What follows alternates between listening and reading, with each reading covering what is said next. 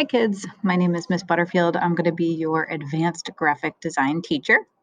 I just wanted you to, since we didn't get to meet at the end of the school year, I wanted you to have a little idea of who I was. So here's my very bad school picture from a couple of years ago. And also my email address. I will be checking my email throughout the summer. So if you have a question on your summer project, please feel free to give me an email and give me any questions that you might have regarding it. But I do want to take you through a little bit of the assignment today, what you should do, and hopefully sometime this week you can come and pick up your packets. So what I'm going to do is actually have a packet for you up at the front main office area with Miss Fry. And it has this sheet in it, which is your assignment sheet, as well as the pages, which I'll show you in a little bit. Basically, what you're going to do is pick 5 of the attached pages to complete, and you can separate them. They're just paper clipped so that you can work on them. I'll show you what they are actually, and then we'll go over them. They are these worksheets. There's a different one for each of the principles. So there's balance, movement, contrast, unity, pattern, variety, and proportions. So you're going to pick 5 out of those 7 to do over the summer for your assignment. So going back to the assignment sheet, you're going to carefully follow the instructions. You're only going to use the elements of art that are circled at the bottom of the page to communicate your concept. So for instance, if I go back to proportion, if this was one of the 5 that I was going to take on as a challenge for designing, I can only use line, shape, space, and value when creating a design for the concept of proportion. So basically, I don't want to see anything that's recognizable. You're not going to draw like little icons of something or, something that looks like anything, and you're definitely not going to use any symbols. Your artwork should be non-objective, which means abstract. You're not creating a picture or something that is representational, something that looks like something.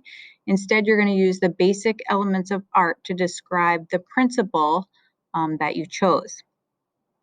So I don't want to see a yin yang symbol. I don't want to see a sun and a moon that shows contrast. I want you to think a little bit more outside of the box. Okay, go back to those basic elements of art.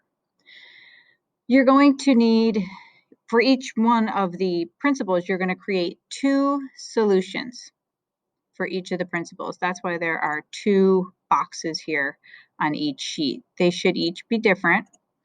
And you do not need to use all of the elements that are circled at the bottom for each of the solutions, but you must use all of the circled elements between the 2 solutions. So basically all that means is, for instance, here for proportion again, line, shape, space, and value are circled. I have to use those 4, but maybe in the first design I only use line and space. Maybe in the second design I use shape, space, and value. Okay, and I don't have line in the second one. So between the 2, you have to have all 4. But however you want to combine them is up to you. Okay. And the cool thing about this project is I don't want it to be just drawing. I don't want it to be just a pencil or pen or Sharpie. I want you to be able to use any media or medium of your choice. Also in your packets that I've put together for you, there's going to be some smaller sheets of paper that are the same size as those boxes on the worksheet, except it's on watercolor paper. So if you have like a really wet medium that you want to use or something that's you need a little bit more sturdiness in the tooth of the paper, you can use the watercolor paper. If you decide to do that and do one of your designs on that paper, you're just going to have to cut it out and then glue it into position before you come back to school. When you come in, basically you should have your 5 sheets, whichever 5 that you choose, and it should be nice and neatly composed inside each one of these boxes. Okay, so if for Unity you decided to use the watercolor paper, you're going to carefully cut out your design that you did on the watercolor paper and then glue it into this area here. Okay. So going back to the media of your choice, you can collage, you can paint, you can glue on objects or materials. You can draw with any type of media, or you can even have nature elements in there, as long as they're not going to like kind of dry up and get crusty at the end of the summer and then sort of just break off your design. You want it to be something that will stick there and stay there. So you can use anything, but you just have to remember you can only use the elements that are on the bottom of that page to come up with your designs. Form means three-dimensional. So you can glue or add 3D elements to the page. Texture can also be three-dimensional. You can add objects or materials to that page if you desire, or you can kind of create your own visual texture or invented texture, be it simulated where it looks super realistic, or invented, maybe you're using lines and shapes to make a sort of pattern or design. So try to be creative. It's important to solve each problem in a unique way. Use different materials. Try to like look around and see what you might have that's kind of cool or around you. It could be sequins, it could be beads, anything really. And then also in your packet is going to be a rubric so that you know what I'm looking for. So refer to that first to make sure you have everything laid out the way you want it. And try to have fun with this and challenge yourself a little bit. Okay. I wouldn't suggest getting it done like right away in the summer, but you do have to do 5 out of the 7. And this is actually going to be something that starts up our very first project as we start up our year. So definitely try to have all of them done for full credit. You should have all of them done for sure. So let's just take a look really quickly at the Illustrator document with the different principles in it. And that way we can talk about these a little bit. It's pretty clear, I think. So this particular principle is balance. Balance is basically the arrangement of visual elements to create stability in a composition. It's what grounds an image or gives it its base. There are, you might remember from studio art, 4 different types of balance. There's a formal balance, when the composition has equally weighted objects or designs on either side of a central axis, but isn't exactly the same. Symmetrical is when it's identical mirror images on either side of the central axis. Asymmetrical is when the artwork has totally different sides from the central axis. Nothing really matches up. And radial is when the composition radiates out from a center point.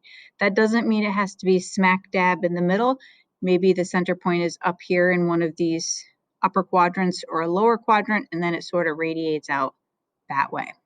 So for balance, the elements that you can use are line, shape, space, value, and color. Then we have movement. Movement is the arrangement of parts and elements that create a sense of motion for the viewer's eyes throughout the artwork. Movement is similar to emphasis in that it lets the viewer know where to look at and what to do next. Designers can use movement in diagonal lines, for example, to keep visual interest and let the viewer know something has changed. So again, if you Google any of these concepts, maybe put movement in graphic design or movement in art, I don't want you to copy something. I want you to come up with something that's truly unique to you. But if you need a little bit of inspiration or a little bit more visual for this, go ahead and Google something. So for movement, again, you're going to use line, shape, space, value, and color. Contrast is the arrangement of opposite elements, light versus dark, rough versus smooth, large and small, etc. So this happens in an artwork to create visual interest, excitement, and drama. You can use all of the elements except for line for this one. Unity is a real higher order thinking principle. It's basically when you get a sense of wholeness or oneness that results from the combination of the elements that you put together in a work of art. Unity is achieved when the design has reached a state of harmony between its internal parts. And all that basically means is when the uniformity of the elements involved in the composition all connect well. So if you think of the elements like puzzle pieces, there's no piece missing. It feels like it is completed. So for this one, you can use line, shape, space, value, color, and texture. You're probably familiar with pattern. Pattern is the repeated use of elements or the combining of elements to create repetition, rhythm, and visual movement. There are a couple different types of pattern. There's a regular pattern where a design is repeated and usually even and predictable. So like triangle, circle, square, and all of those would be the same size as they repeat, the same color as they repeat. So something that's regular. An irregular pattern is a pattern that isn't defined by any symmetry or shape. Irregular patterns have different motifs or designs and may have different color patterns that are different from each other. Again, Google these if you need a little bit more of a description. Alternating patterns describe a pattern that contains a repetition of two or more components. And a progressive pattern is a pattern that increases or decreases in two or more ways. Okay, again, Google it if you need a little bit more visual. The elements that you can use here are line, shape, space, form, color, and texture. Then we have variety. Variety is the use of different elements of art in order to add interest or emphasis. Variety is about varying elements and objects in your artwork to avoid making them boring. So let's say if you're going to use a triangle, maybe instead of just a regular acute triangle, you have some isosceles, different types of triangles, some big, some small. There's still a triangle, but there's a variety in the design of how it's built. Okay, and again, for this one, you can use all of your elements. And last but not least is proportion.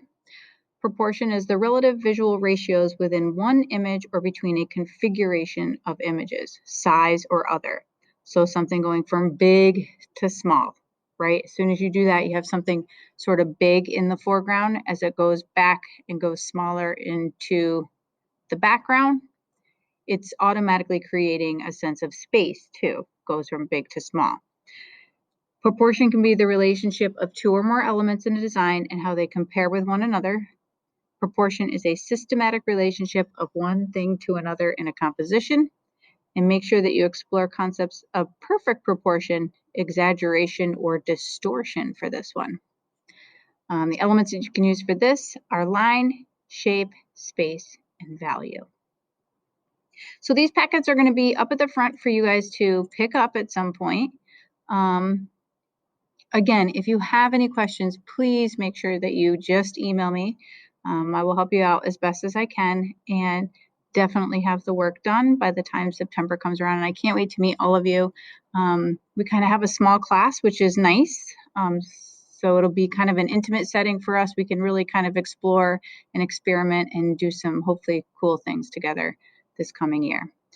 So I wish you the best. Have a fun summer, but also look at design and see where design is around you. Thanks.